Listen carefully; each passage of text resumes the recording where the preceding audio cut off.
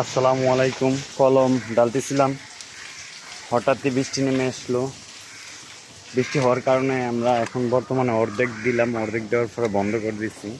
এটা হচ্ছে গিয়ে আসলে অর্ধেক অর্ধেক করে দেওয়ার কথা ছিল, আমরা অর্ধেক অর্ধেক দিচ্ছি। প্রথমে অর্ধেক দিয়ে দিচ্ছি, তারপর বাকি অর্ধেকটা কিছুক্ষণ শুকানোর পরে দিয়ে দিব আর কি।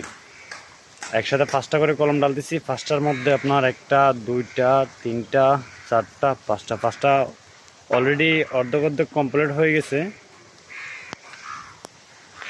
এই আমাদের সৈনিক যারা আছে তারা উঠতেছে উপরে, মাঠে নামতেছে খেলার জন্য।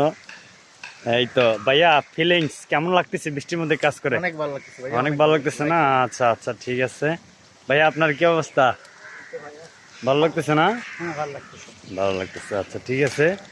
তবে অবশ্যই বড় লোকের বিরাট কারবার, কেউ বৃষ্টিতে ভিজতে ভালোবাসে, আর কেউ বৃষ্টিতে না ভিজতে চেয়েও ভিজে কাজ করতে হচ্ছে।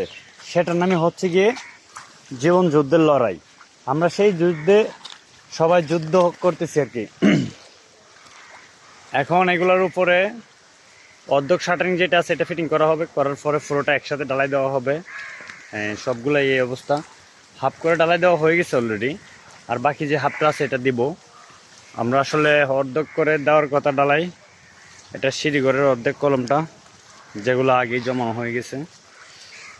তবে বৃষ্টিটা আসলে অনেকটা খারাপ লাগে নিজের কাছে, যেমন সবাই তো বৃষ্টিতে ভিজে ভিজে কাজ করে, ভালো ঠেকতেছে না আর কি বৃষ্টিটা। যাই হোক, কি করব, কিছুই করার নাই। ওই তো ওই সাইডে একটা কাজ চলতেছে, যেখানে ওনারা বৃষ্টি হয়েছে নিচে গিয়ে বসে আছে বা কাজ করতেছে, এরকম কিছু একটা। আমাদের কি ভাই, আমাদের তো চলতেছে নন স্টপ কাজ, তো এই কারণে স্টপ নাই।